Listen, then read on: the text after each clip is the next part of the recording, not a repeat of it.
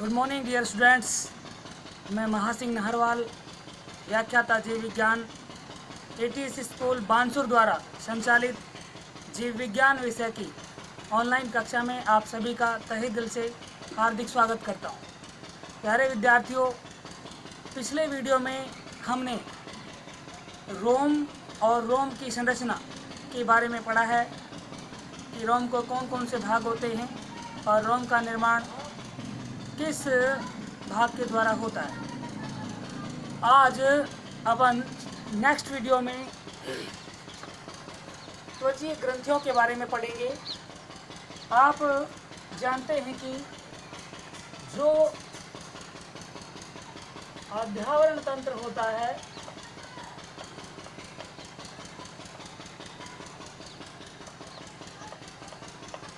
इसमें दो भाग होते हैं। एक तो होता है त्वचा और दूसरा भाग है त्वचा के व्युत्पन्न।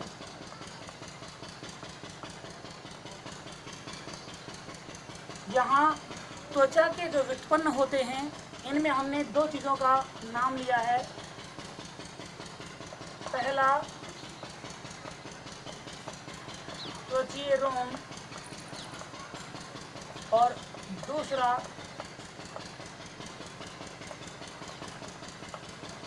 त्वचीय ग्रंथियां। यहाँ त्वचीय रोम के बारे में अपन ने पिछले वीडियो में पढ़ लिया है।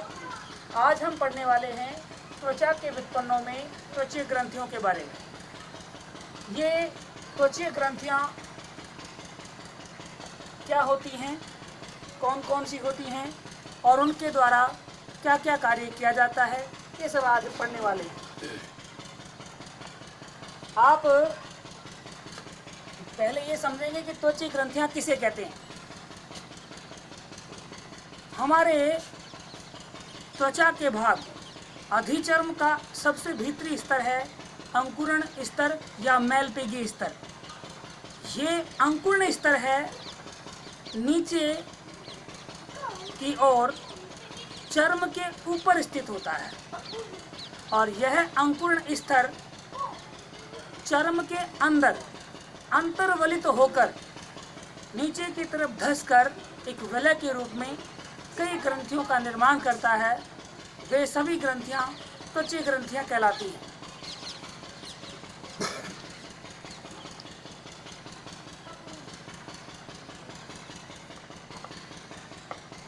अधिचर्म के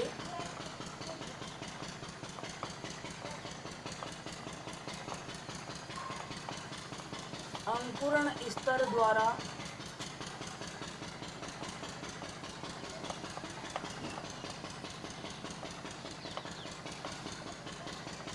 चर्म में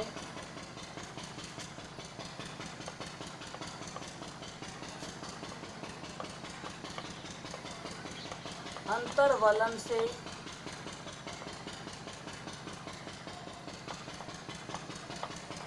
बनने वाली ग्रंथियों को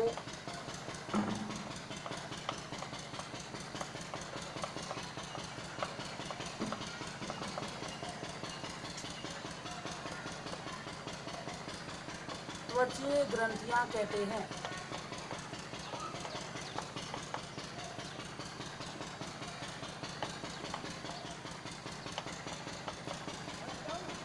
अधिचर्म का कौन सा स्तर? अंकुरण स्तर, किसमें? चर्म के अंदर अंतर्वलित अंदर की ओर मुड़ करके जिन ग्रंथियों का निर्माण करता है वही ग्रंथियां त्वचीय ग्रंथियां या त्वकीय ग्रंथियां कहलाती हैं। अपने शरीर के अंदर कौन कौन सी त्वचीय ग्रंथियां पाई जाती हैं? इनमें प्रमुख त्वचीय ग्रंथियां हैं। नंबर 1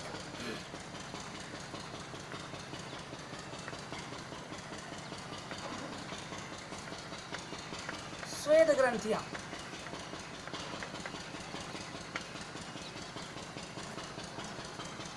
नंबर 2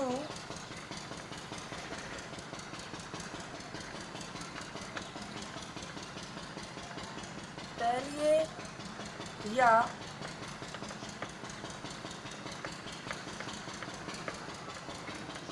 सेबेसियस ग्रंथियां।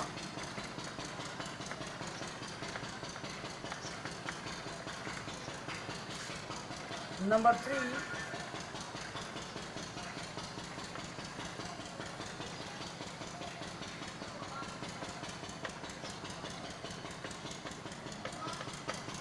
स्तन ग्रंथियां।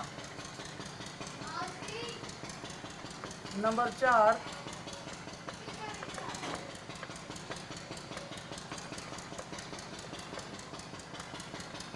शिरोमन ग्रंथियां। शिरोमन ग्रंथियां। नंबर 5,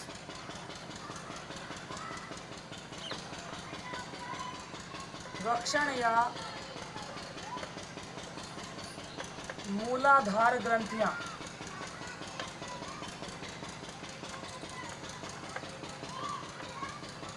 नंबर 6,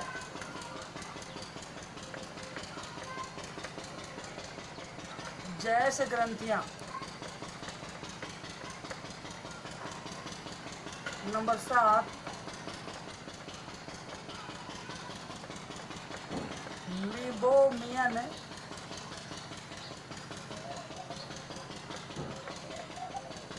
ग्रंथियां। यहाँ पर लगभग ये 7 प्रकार की त्वचीय ग्रंथियां मानव के शरीर में होती हैं। यहाँ आज के इस वीडियो में अपन प्रारंभिक 3 ग्रंथियों के बारे में पढ़ने वाले हैं। ये जितनी भी ग्रंथियां हैं, ये समस्त ग्रंथियां बहिस्रावी प्रकार की होती हैं।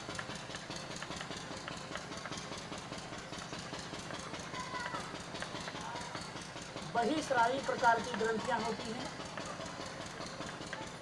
इसका कारण ये है कि इन ग्रंथियों का जो स्राव होता है वह नलिकाओं के माध्यम से त्वचा की सतह पर बाहर की ओर निकलने लगता है या निकलता है, और नलिकाओं से जुड़ी ग्रंथियां हैं जो अपने स्रावों को स्रावित करती हैं। नलिकाओं की सहायता से वे समस्त ग्रंथियां बहिस्रावी ग्रंथियां कहलाती हैं। तो त्वचीय ग्रंथियां कैसी होती हैं? बहिस्रावी प्रकार की। यहाँ पे छोटा क्वेश्चन बनता है कि त्वचीय ग्रंथियां किस प्रकार की होती हैं और क्यों? तो हम कहेंगे त्वचीय ग्रंथियां बहिस्रावी प्रकार की ग्रंथियां होती हैं। इसका कारण ये है कि ये ग्रंथियां नलिकाओं की सहायता से अपने स्रावों को त्वचा की सतह पर स्रावित करने का कार्य करती हैं। इस कारण इन्हें बहिस्रावी प्रकार की ग्रंथियां कहा जाता है। प्यारे विद्यार्थियों, आज अपन इन 3 प्रकार की ग्रंथियों का अध्ययन करते हैं। शेष 4 प्रकार की जो ग्रंथियां हैं उनका अध्ययन अपन नेक्स्ट वीडियो में करते हैं। यहाँ इन तीनों प्रकार की ग्रंथियों का अपन तुलनात्मक अध्ययन करते हैं।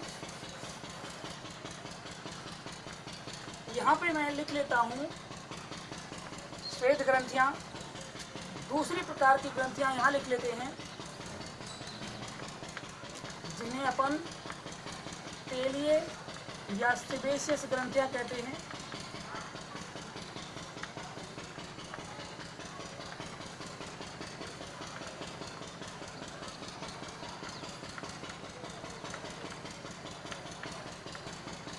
और यहाँ पर स्तन ग्रंथियाँ लिख लेते हैं।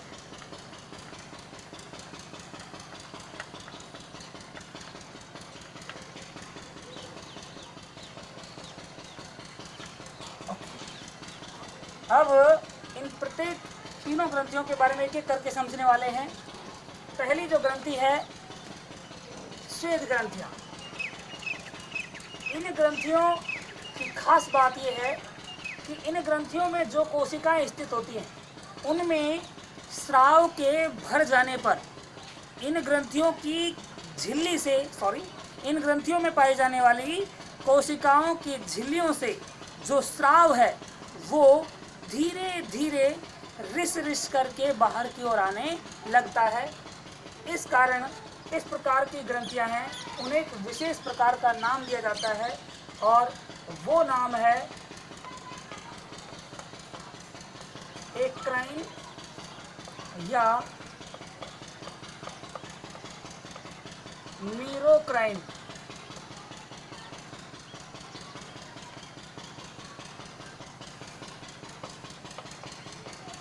प्रकार की।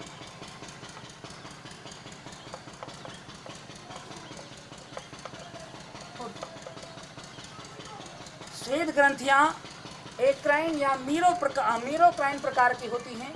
और यहीं पर एक क्वेश्चन बन जाता है कि श्वेत प्रकार की ग्रंथियों को एक्राइन या मीरोक्राइन प्रकार की ग्रंथियां क्यों कहते हैं। तो समझने वाली बात यह है कि श्वेत ग्रंथियों को एक्राइन या मीरोक्राइन प्रकार की ग्रंथियां इसलिए कहा जाता है क्योंकि इन ग्रंथियों में जो कोशिकाएं पाई जाती हैं, उन कोशिकाओं के अंदर स्राव जब भर जाता है तो झिल्ली से होकर स्राव धीरे धीरे रिस रिस करके बाहर की ओर आने लगता है। इस कारण इन्हें एक्राइन या मीरोक्राइन प्रकार की ग्रंथियां कहा जाता है। तो यहाँ पर कारण होगा स्राव का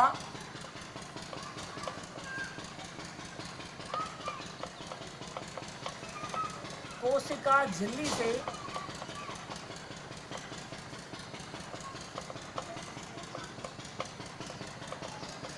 रिस रिस कर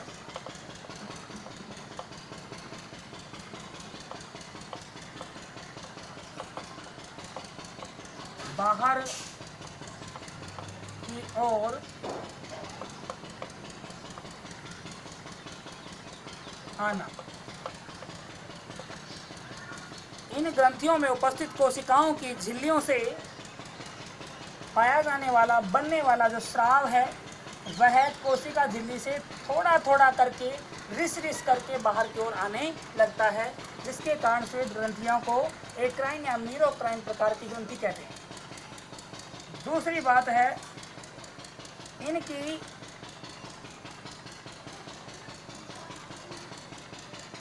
संख्या, मानव में इनकी संख्या लगभग 25 लाख होती है।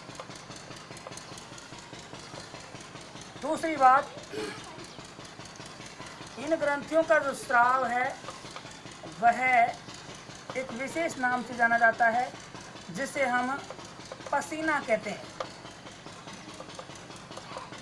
यानी श्वेत ग्रंथियों द्वारा जो स्रावित किया जाने वाला पदार्थ है स्राव, वह पसीने के नाम से जाना जाता है। अब दूसरी बात यह है कि पसीने का संगठन क्या होता है, पसीना कौन कौन से भागों से मिलकर बनता है, पसीने के अंदर क्या क्या पदार्थ होते हैं। तो मैं बात करूं पहले जल की। नंबर 2, इसके अंदर लवण भी होते हैं। नंबर 3, इसमें यूरिया भी पाया जाता है। और नंबर 4, CO2। इन्हीं सब के कारण जो पसीना है इसमें एक विशेष प्रकार की गंध पाई जाती है, जिसका मुख्य कारण है CO2 का पाया जाना। उसके बाद हम बात करते हैं कार्य की कि ये ग्रंथि क्या क्या कार्य करती है। ग्रंथि स्वयं कोई कार्य नहीं करती, ग्रंथि द्वारा स्रावित किया जाने वाला जो स्राव है वह कार्य करता है। पहला इसका जो कार्य है वो है तापमान का नियमन करना।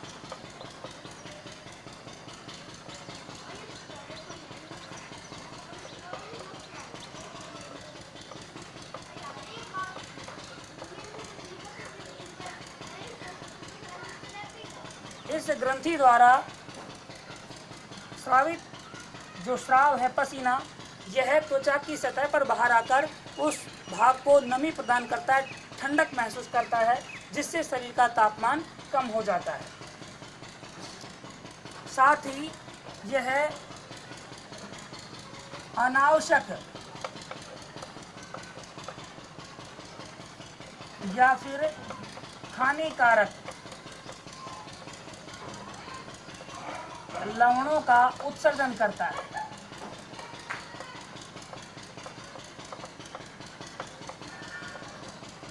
इस ग्रंथि के द्वारा शरीर में पाए जाने वाले हानिकारक लवणों को शरीर से बाहर निष्कासित करने का कार्य किया जाता है, अर्थात उन लवणों को शरीर से बाहर उत्सर्जित कर दिया जाता है। इस प्रकार से ये पहली ग्रंथियां हो गई श्वेत ग्रंथियां। उसके बाद दूसरी ग्रंथियों की चर्चा करते हैं।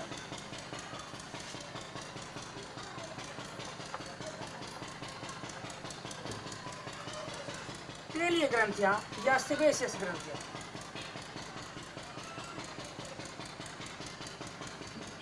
जो तेलीय या सेबेशियस ग्रंथियां होती हैं उनके पहले ये जानेंगे कि इन्हें किस प्रकार की ग्रंथियां कहा जाता है। इनको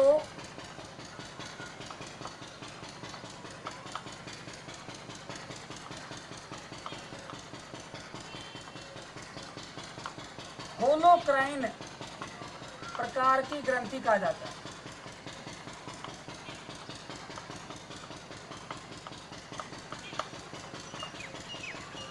तेलीय या सेबेशियस प्रकार की ग्रंथियों को होलोक्राइन प्रकार की ग्रंथि कहा जाता है।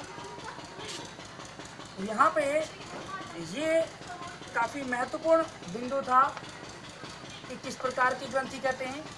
इसमें ये महत्वपूर्ण बिंदु है कि तेलीय ग्रंथियों को किस प्रकार की ग्रंथि कहा जाता है, होलोक्राइन प्रकार की ग्रंथि कहा जाता है। उसके बाद इसका कारण बनेगा कि इन्हें होलोक्राइन प्रकार की ग्रंथियां क्यों कहा जाता है।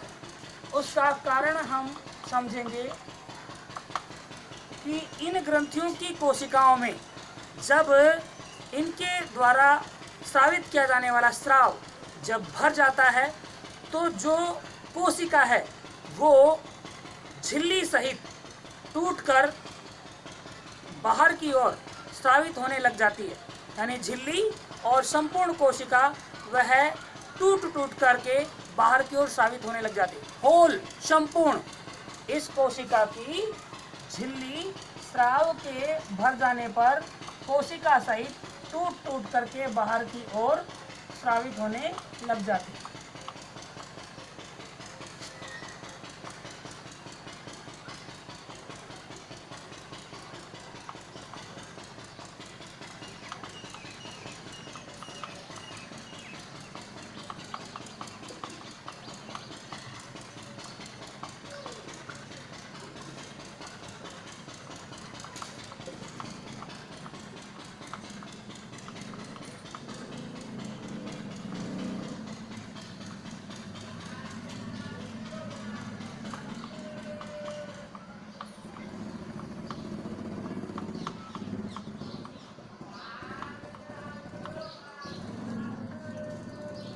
दोबारा से समझिए, तेलीय या सेबेशियस ग्रंथियों को होलोक्राइन प्रकार की ग्रंथियां कहा जाता है।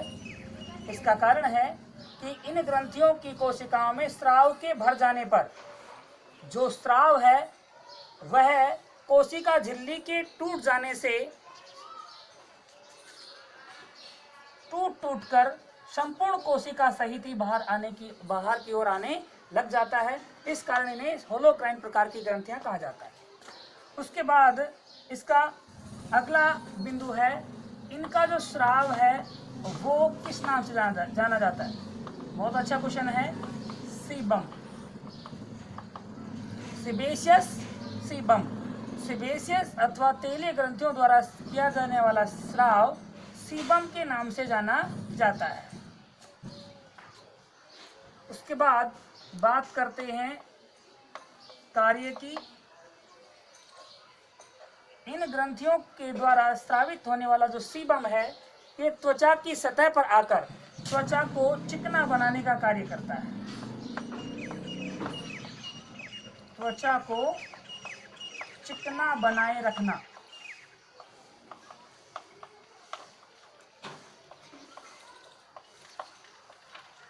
त्वचा को चिकना बनाए रखने का कार्य करता है।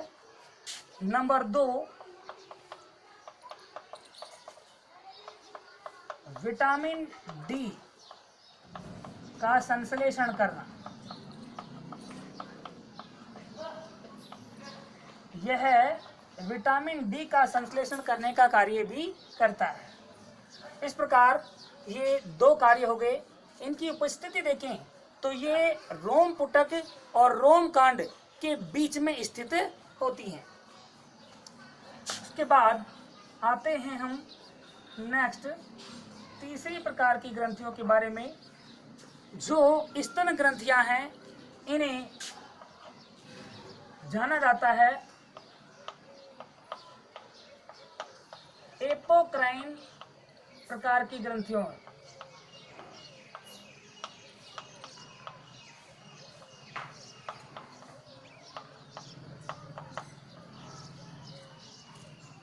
एपोक्राइन प्रकार की ग्रंथियां ये होती हैं। इन ग्रंथियों का एपोक्राइन होने का क्या कारण है? एपोक्राइन ग्रंथियां किस प्रकार की होती हैं, ये कारण अपन जानेंगे। ये संयुक्त नलिकाकार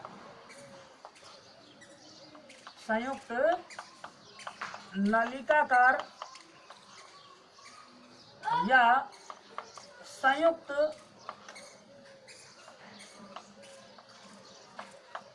कुपिकाकार होती है। मानव के शरीर में पाई जाने वाली स्तन ग्रंथियां अनेक नलिकाओं युक्त होती हैं, अनेक कुपिकाएं होती हैं। इसके कारण इन ग्रंथियों को अपन संयुक्त नलिकाकार या संयुक्त कुपिकाकार ग्रंथियां कह सकते हैं। और जो ग्रंथियां संयुक्त नलिकाकार या संयुक्त कुपिकाकार होती हैं उन्हें एपोक्राइन प्रकार की ग्रंथियां कहा जाता है। इस कारण कह सकते हैं कि स्तन ग्रंथियां एपोक्राइन प्रकार की ग्रंथियां होती हैं। दूसरी बात आती है इनके स्राव की। इन ग्रंथियों का जो स्राव है वह दुग्ध कहलाता है। जो श्वेत एवं गाढ़ा होता है, जो कि नवजात शिशुओं को पोषण प्रदान करने का कार्य करता है। ये ग्रंथियां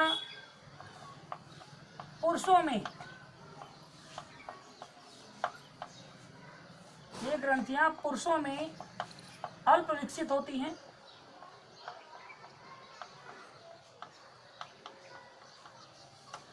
लेकिन स्त्रियों में, महिलाओं में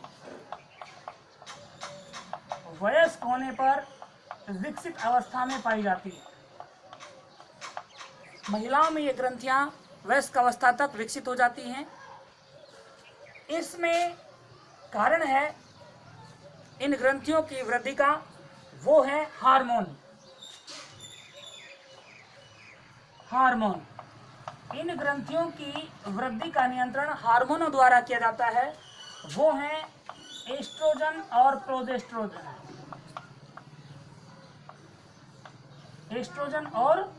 प्रोजेस्टेरोन। इनके कारण इन ग्रंथियों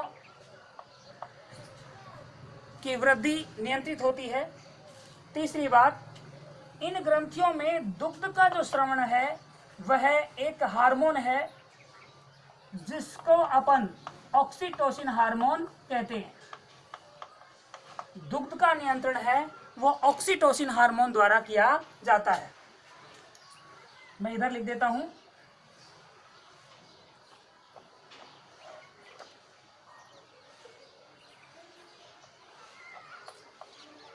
दुग्ध स्रवण